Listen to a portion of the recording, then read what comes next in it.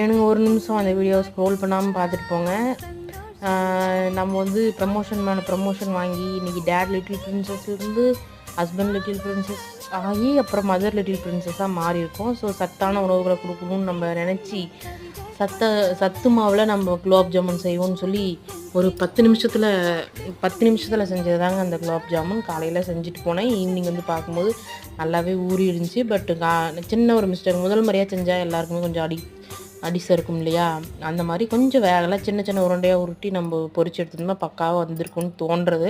சரி, முதல் முறையாக ட்ரை பண்ணோம், பரவாயில்ல. இந்த வீடியோ வந்து இந்த மாதிரி நீங்களாம் ட்ரை பண்ணியிருக்கீங்களான்னு சொல்லுங்கள். ஏன்னா நம்மளாம் டேட் லிட்டில் பிரின்சஸாக இருந்து தானே இப்போது இந்த அளவுக்கு வந்திருக்கோம். எங்கள் அப்பாவுக்காக தான் பேக் பண்ணிகிட்ருக்கேன்.